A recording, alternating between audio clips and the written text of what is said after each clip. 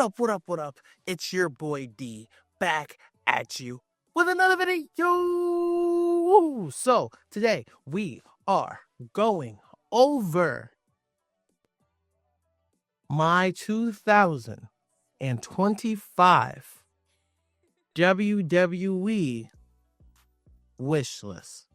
These are my predictions. I have a list of predictions that I will do that you guys will get. I have a list of predictions that I'll get to. These are just the things that are very high up there that I want. Okay, this is what, if you ask me, if Triple H came to me and said, "All right, D, what do you want to see in 2025 for WWE?" This would be the stuff that I would let him know. That I would tell him that what I would want for wrestling in 2025 in the WWE. Time for talk is over. Without further ado, let's get into it. So, number 10 one of the first things on my list, not even numbered, one of the first things on my list is for Chelsea Green to win the Money in the Bank. Okay? Now, I understand that the Women's United States Championship tournament is going on. I understand that she won. I really don't want her to win the United States Championship. People are probably looking at me like I'm crazy. Like, why the fuck wouldn't you want Chelsea Green to win the United States Championship? Because I want more for her. If any of you guys saw what went down at Money in the Bank, I feel like I don't understand how you can't want her as your women's champion. I feel like Chelsea Green has a bigger ceiling than that. I feel like Chelsea Green with the Money in the Bank briefcase would make that shit seem so fun. And I feel like it's a bigger, and then once she cashed in on somebody, I feel like it would be a bigger moment for Chelsea versus winning the United States Championship. It would be dope if she won the United States Championship because she'll be the first woman in history to ever do this. So for that history alone, it would be great because that does cement her into WWE history. But if you're asking me, I'm going to have her lose probably to Michin, somebody who's just equal as deserving, probably to Michin, Mia Yim. And then I would have her I would still have her do whatever she's doing with Piper and tell that story, give her something for WrestleMania 41. And then I'm pushing her like a mofo to win the Money in the Bank. That's what I want for 2025. Will that happen? Probably not. I do think she'll probably win the Women's United States Championship, but I am a huge fan of Chelsea Green. I really, really, really want her to be WWE Women's Champion. And with that being said, I got her winning the Money in the Bank. Next on my list is for the prodigy Roxanne Perez to join the main roster. Right now, I feel like she's playing her role very great, and I think she's the number one star on NXT right now is Roxanne Perez. And I'm talking about also with Trick and Ethan Page and them as well. Julia, Stephanie Vaquer, Roxanne is the star, the prodigy in NXT right now. And I don't think there's no debate on that. But with that being said, also, I feel like Roxanne's also kind of there to like groom and fine-tune Stephanie and Julia as they're still getting used to working American-style wrestling. Which is perfectly fine. Do I think Julia or Stephanie, one of them, but probably Julia, will be the one to take the title off of Roxanne? Yeah, probably. Hell, you never know. They could spin the block and have Cora do it. Cora's had a lot of knee injuries. I understand that. And I feel like Cora being with Roxanne actually does help them both. But I genuinely do think that Roxanne is ready to be on the main roster right now. I think what's different between a lot of other women wrestlers who come from NXT to the main roster and why they get kind of lost in the shuffle is because I think it's very important. If it was me running NXT, a lot of people wouldn't come up until they won the title and had a healthy reign with it. Indy Hartwell, when she won the NXT title, she literally came up immediately after that, and it didn't make any sense. It didn't make any sense. People knew her as the NXT champion, but it didn't give her, there was no moments, no memories with her title run yet for when she did. So when eventually she did get to the main roster, it was a big deal. Nobody cared. Sounds wrong to say that, but it's kind of true. It's just like she kind of got lost in the shuffle.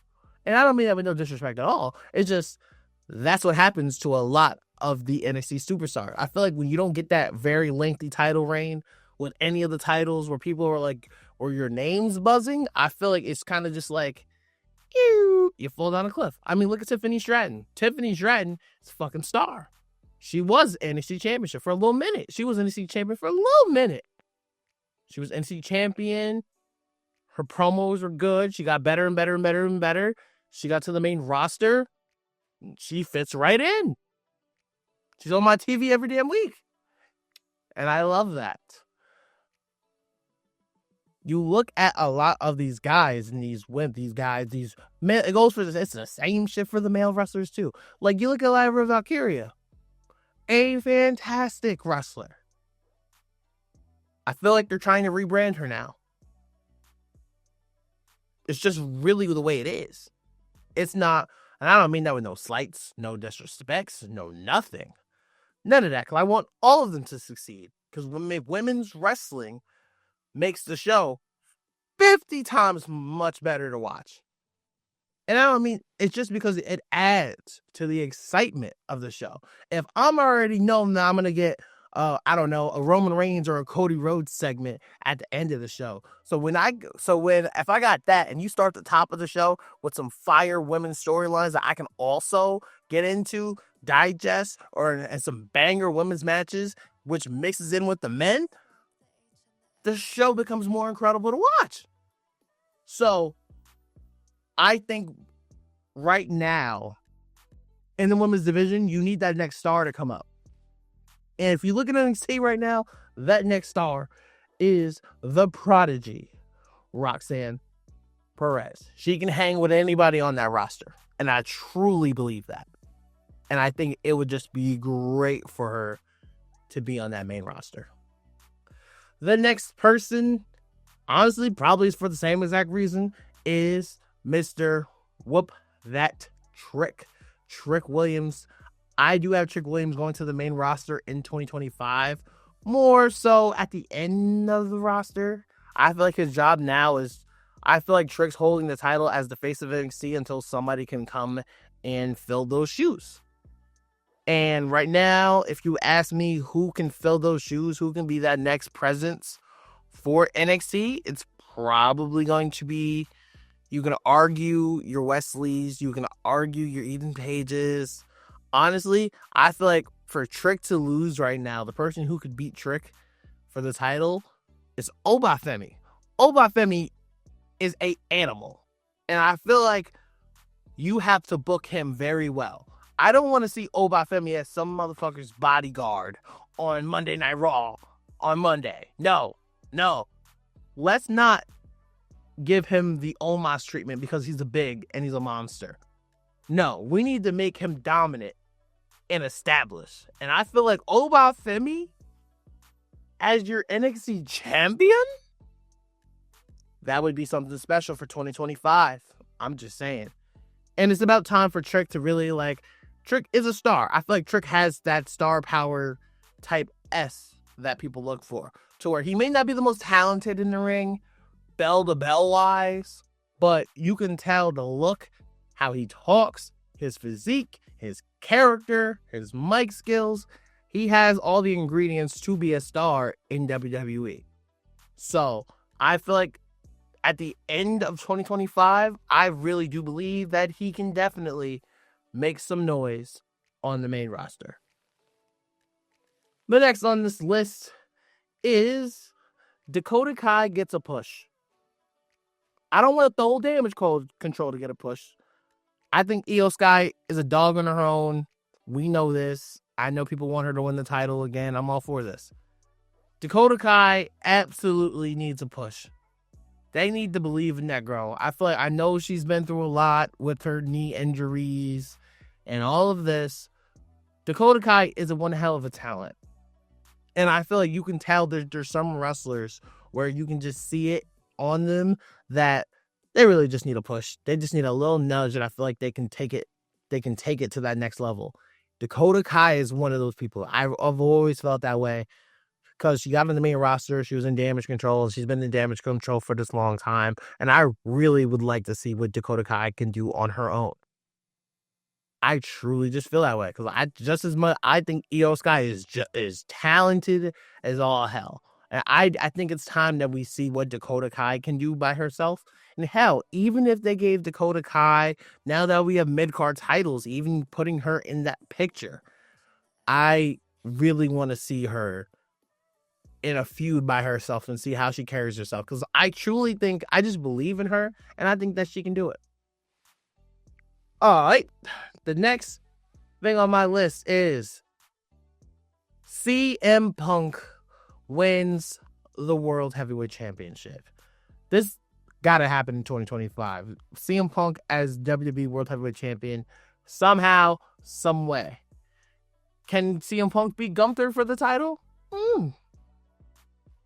I don't know. Maybe. Don't know about all that. Because CM Punk beat Seth for the title. CM Punk versus Seth for the World Heavyweight Championship, that's purchasing tickets. CM Punk, I think the feud is over. I definitely think the feud is over. But CM Punk versus Drew McIntyre for the World Heavyweight Championship, definitely printing tickets. You're selling tickets off those two matches right there. I do think CM Punk, whether it is the World Heavyweight title or the WWE title, it will absolutely be selling tickets out the gate. But I do think it's time, for the first time in 12, 13 years or something like that. I think it's 12.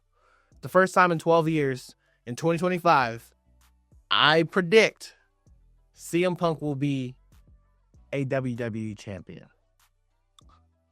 Next on my list is what I have for hint, one of the nights, one of the main events for SummerSlam is John Cena versus Cody Rhodes for the World Heavyweight title. I mean, not the World Heavyweight title, the WWE title. John Cena versus Cody Rhodes for the WWE title. If that doesn't happen at WrestleMania because of the Randy Orton storyline with Kevin Owens, I understand. Boy, John Cena versus Cody Rhodes at SummerSlam for one of the nights, that's gonna sell that shit out. Which pisses me off because you know damn well, if you saw what the WrestleMania tickets look like, and if you saw what the Raw tickets look like, if you do John Cena versus Cody Rhodes at SummerSlam, those tickets are going to be like 3,000 for nosebleeds or some crazy outrageous number like that. This match is money. And I feel like because John Cena is on his retirement tour in 2025, you cannot not have John Cena versus Cody Rhodes. Especially because if you want to consider it as the passing of the torch, sure. Because I know some people, there's going to be somebody in my comments like, who wants to see John Cena versus Cody Rhodes, babyface versus babyface? I don't think I know who John Cena is. This would be a huge test for Cody Rhodes to see if he can stand on the ring, stand on that microphone, and go toe-to-toe with one of the greatest people on the microphone ever. John Cena has eviscerated people on that microphone. Roman Reigns, who's probably top 5, one of the top 5 wrestlers of all time. Top 10 for sure. Cooked him. The Rock, who I consider is damn near the greatest on the microphone ever, baked him. So now I want to know, and as Cody Rhodes, as he considers himself QB1, the face of the company, Cody's going to have to show, can he go face to face? Can he go toe to toe with John Cena? Man, oh man, that would be money. All right, next on my list, Jordynne Grace joins WWE. I feel like it's a matter of time. It has to happen, whether she hits the main roster or whether she hits NXT, and she's in that mix of talent down there that are all dogs, by the way. No way in hell, Jordynne Grace. I think Jordynne Grace will join WWE in 2025. Do I know anything about her contract? No. If you guys know anything about her contract, y'all can let me know in the comments. I don't know what her TNA contract looks like when it expires, but she belongs in WWE to me. So I think she'll be a great asset to WWE because she is a dominant superstar who is hella talented, and she's only 27. She's a year older than me, and she out here smoking shit. So shout out to Jordynne Grace.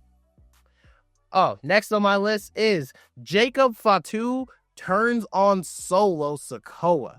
Hell yeah. I think if you watch Jacob Fatu, he's different. He is absolutely different. And honestly, I think this has been the best version of Solo Sikoa probably ever. And I give Solo Sikoa all the respect in the world. Jacob got that drip. Jacob got that aura. When he be in that ring with Roman Reigns and them stare downs, it be like, yo, bro, all right, bro, how much do I gotta see this? How much do I need to pay to see this match? Jacob Fatu, yeah. If he's booked correctly, booked right, it ain't gonna be this year, maybe not next year, but by the time you get to WrestleMania 43, Jacob Fatu could fuck around and be a main eventer, bro. He's that special. Jacob Fatu is special. And I think once he turns on Solo and he starts to come out to his own music, his own promos, see what he does with that, have his own solo matches on SmackDown, I truly feel like he will be a big star for WWE in the future going forward. Absolutely. Ooh, okay. So we got two more on my wish list. One, Ricky Starks joins WWE. Whether he goes to NXT or WWE or to the main roster. I watch AEW, but I don't watch AEW a lot. Very rarely. There's so much shit going on in AEW all the time. It's just too hard to keep up with. But Ricky Starks definitely breeds. I look at him, I go, that's a WWE superstar. I feel like if you look at Ricky Starks and you look at how he talks, how he walks, I feel like if I showed him, you would immediately think, oh, that's a WWE superstar. No disrespect. I know there's probably going to be someone who takes that as disrespect in my comments. Calm your titties. It's not that deep. But I think Ricky Starks would be a great asset to WWE, especially NXT. If he went to NXT, I think Trick would have to fight for his life down there. That's how talented I truly think Ricky Starks is, and I do think he needs to eventually join WWE. I don't know what the fuck his contract is like, so I'm praying that happens in 2025. Oh, and finally, my final wish for WWE. Triple H, if you hear me,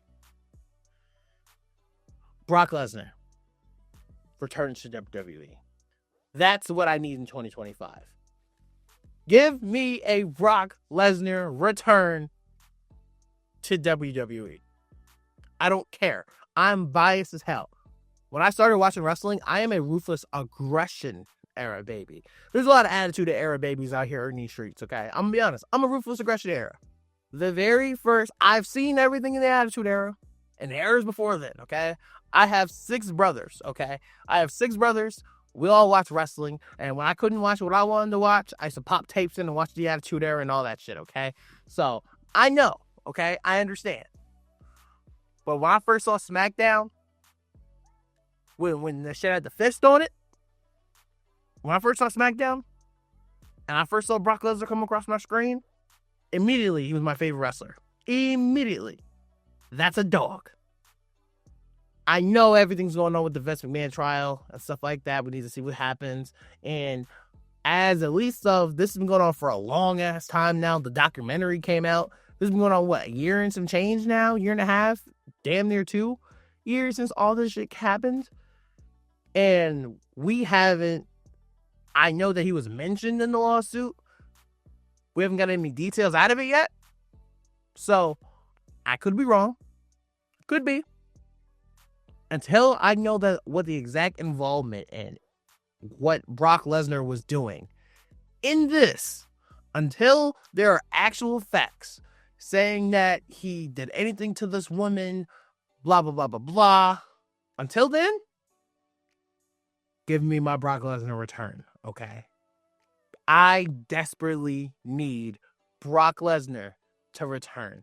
Because if you remember the work he was putting in before he left, Brock was on a different level. And that's my most favorite wrestler on the entire world. Fuck y'all, I'm biased. Brock Lesnar, please let my guy come back. Let him return. Let him retire the right way. Let my boy finish his career. That's all I'm asking, man. Let my guy finish his career the right way. Let him go out and go off back into Saskatchewan, into the woods, and do whatever he wants to do. That's my number one wish, Triple H. My number one wish is to bring the beast, Brock Lesnar, back one last time for one more run. That's my list, ladies and gentlemen, for WWE 2025. Let me know in the comments down below. Y'all know me. You know I duck no smoke. Let me know what y'all want from WWE in 2025. Let me know. Let me know. You know, bro, I love y'all. I appreciate y'all. If y'all been noticing, man, if y'all been paying attention, if y'all with the Forever Gang, the numbers been going up. We getting there. The TikTok is getting kind of crazy. Add me on TikTok at Mr. Forever times Infinity. We only going up from here. I love y'all. I appreciate y'all. Forever Gang. It has been your boy D, and until forever finds you.